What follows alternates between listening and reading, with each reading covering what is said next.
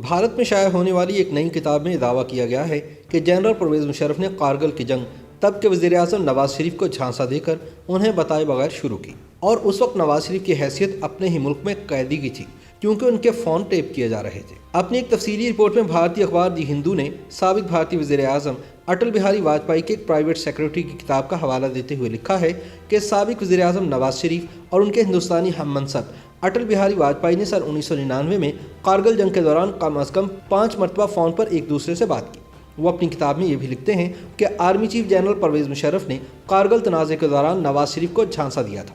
یہ لڑائی مئی سے جولائی سن 1999 کے درمیان لائن آف کنٹرول کے ساتھ انڈیا کے زیر قبضہ جموں و کشمیر کے علاقے کارگل کی برفانی چوٹیوں پر لڑی گئی۔ انڈیا میں اسے آپریشن وجے کا نام دیا گیا، جبکہ پاکستان میں اسے آپریشن خوف میں کے نام سے جانا جاتا ہے۔ اس جنگ میں ہونے والی اموات کے درست اعداد و شمار اب بھی میسر نہیں، تاہم جہاں انڈیا کے 500 سے زیادہ فوجیوں کی ہلاکت کی بات کی جاتی ہے، وہیں پاکستان کی جانب شہادتوں کی تعداد ہزاروں میں تھی۔ پہلے پاکستان نے کارگل کی جنگ میں اپنے فوجیوں کے شامل ہونے کی تردید کی تھی، لیکن بعد ازاں پاکستان نے اس جنگ میں شہید ہونے والے اپنے 2 فوجیوں کو اعلیٰ ترین فوجی اعزاز نشان حیدر سے بھی نوازا۔ کارگل کی لڑائی کے اختتام کے 20 برس بعد بھی اس کے آغاز سے لے کر اختتام تک کے بارے میں قیاس آرائیاں کی جاتی ہیں، لیکن اب بطور وزیر اعظم اٹل بہاری واجپئی کے ہنگامہ خیز دور اقتدار میں رونما ہونے والے اہم ترین واقعات کے بارے میں ان کے سیکرٹری نے واجپئی وہ سال جنہوں نے بھارت کو بدل دیا کے عنوان سے کتاب لکھی ہے۔ واجپئی کے نجی سیکرٹری کی حیثیت سے خدمات انجام دینے والے سابق بیوروکریٹ شکتی سنہا نے لکھا ہے کہ نواز شریف اور کارگل تنازع کے خاتمے کے لیے بند دروازوں کے پیچھے خفیہ گفتگو کا سلسلہ جاری رکھنے کے لیے آبزرور ریسرچ فاؤنڈیشن کے سابق سربراہ آر کے مشرا کا انتخاب کیا گیا تھا، اور نواز شریف اور مشرا کے مابین ہونے والی ملاقاتوں کے بعد بھی رابطوں کا سلسلہ جاری رکھا گیا۔ کتاب میں لکھا گیا ہے کہ نواز شریف کی پوزیشن بہت نازک تھی، اور بعد میں ہونے والی ملاقات میں انہوں نے مشرا کو اندیا دیا کہ انہیں باغ میں چہل قدمی کرنی چاہیے۔ ظاہر ہے انہیں شک تھا کہ ان کے گھر کو ٹیپ کیا جا رہا ہے۔ جب مشرا نے واجپئی کو اس کی اطلاع دی تو مؤخر ذکر نے اس بات کی نشاندہی کی کہ نواز شریف کی حالت اس وقت ایک قیدی سے زیادہ نہیں۔ ان میں سے ایک کال واجپئی کے دورہ کارگل کے بعد جون سن 1999 میں سری نگر میں آئی تھی۔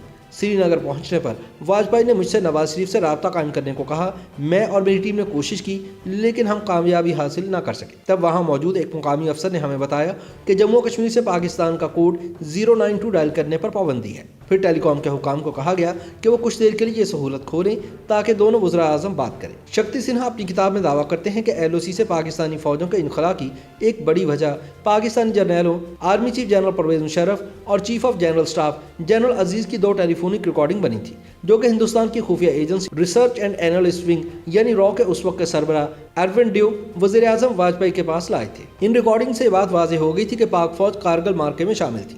4 جون سن 1999 کو بھارتی حکام نے ان ٹیپس کو ان کے ٹرانسکرپٹ کے ساتھ وزیر اعظم نواز شریف کو سنانے کا فیصلہ کیا۔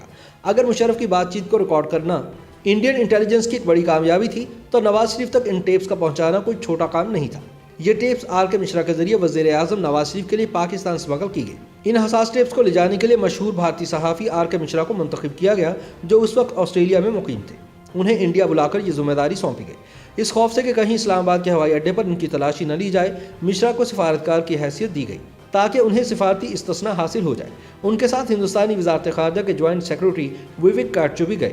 آر کے مشرا نے صبح 8:30 بجے ناشتے کے وقت نواز شریف سے ملاقات کی اور انہیں وہ ٹیپ سنوائی اور ٹرانسکرپٹ ان کے حوالے کی۔ اس کام کو مکمل کرنے کے بعد مشرا اور کاٹچو اسی شام دہلی واپس آ گئے۔ اس سفر کو اتنا خفیہ رکھا گیا کہ اس وقت کم از کم اس کا ذکر کہیں نہیں آیا۔ جب کارگل تنازع پیش آیا تو مسلم لیگ نون کے سینیٹر مشاہد حسین سید وفاقی وزیر اطلاعات تھے۔ سن 2019 میں اپنے ایک انٹرویو میں مشاہد نے BBC کو بتایا کہ نواز شریف اس بات سے بالکل لا علم تھے کہ پاکستانی فوج لائن آف کنٹرول پار کر چکی ہے۔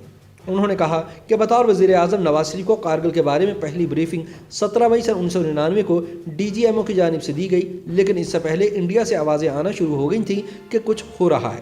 کارگل ہوا تو فارملی جو انٹیمیشن آئی تھی اس کی بریفنگ دی گئی میاں صاحب کو ایز پرائم منسٹر، ایک فارملی 17 مئی 1999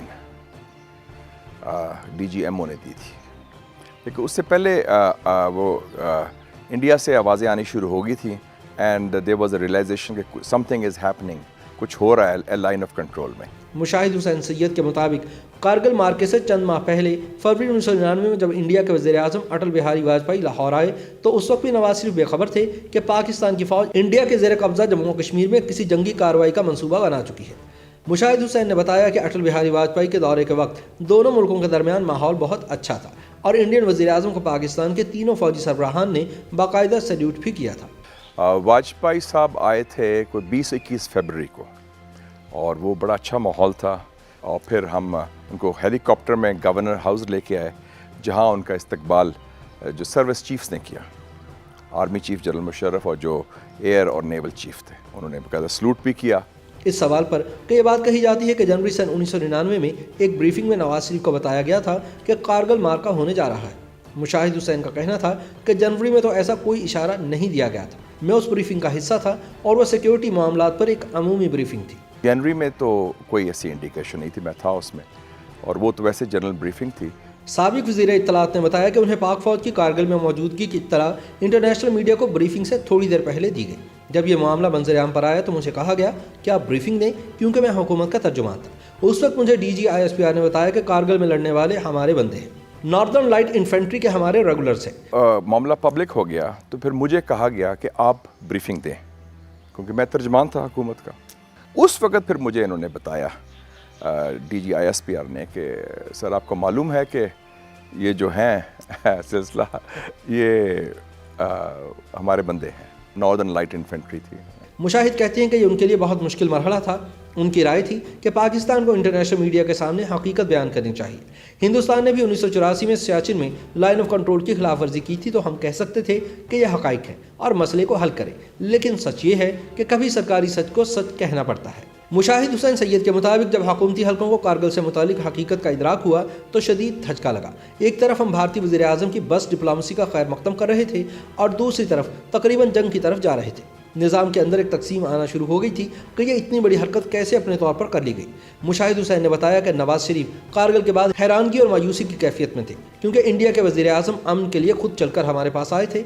नवाज शरीफ समझते थे कि पाकिस्तान एक ऐसे बहरान में फंस गया है जिसके नताइज हम कंट्रोल नहीं कर सकते। बिलाखिर जब जनरल मुशर्रफ को कारगिल में शिकस्त नजर आई तो उन्होंने वज़ीर आज़म नवाज शरीफ से दरख्वास्त की कि अमरीकी सदर बिल क्लिंटन के जरिए जंग को रुकवाया जाए।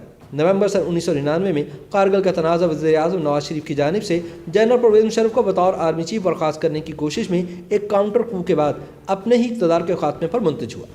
लेकिन फिर 20 बरस बाद दिसंबर सन 2019 में आईन पाकिस्तान के तहत तश्कील दी गई एक ख़ुसूसी अदालत ने जनरल परवेज़ मुशर्रफ को आइन शिकनी के इल्ज़ाम में गद्दार करार देते हुए सज़ाए मौत सुना दी। यूँ अपने दौर इक़्तिदार में सियासतदानों को गद्दार करार देने वाला परवेज़ मुशर्रफ पाकिस्तान का पहला मुस्तनद गद्दार वतन करार पाया।